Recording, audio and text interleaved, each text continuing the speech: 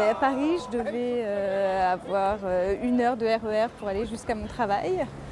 Les jours où ça marchait bien, les jours où les transports étaient là.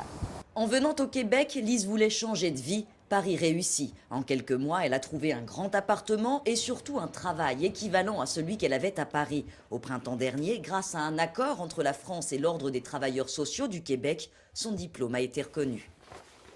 Dans un pays ou dans l'autre, les problématiques sont à peu près les mêmes.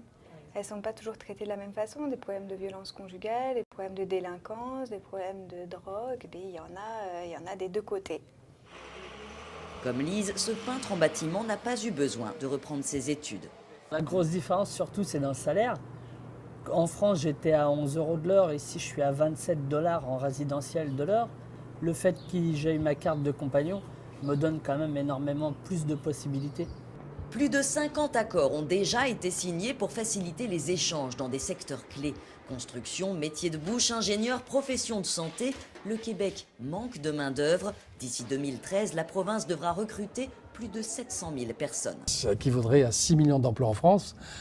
Vous imaginez l'impact sur la population française si on leur disait qu'il y avait 6 millions d'emplois à créer d'ici 2014. Mais attendez, ça chamboulerait toute la société. Ici, les services français s'efforcent d'orienter les nouveaux arrivants, car la reconnaissance des diplômes ne garantit pas un emploi. Les barrières administratives sont longues à abattre.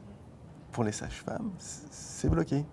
C'est-à-dire qu'aujourd'hui, on appelle l'ordre des sages-femmes, on dit « j'aimerais déposer mon dossier », ils ne vont même pas vous le prendre. Pourquoi? Parce qu'il y a une file d'attente.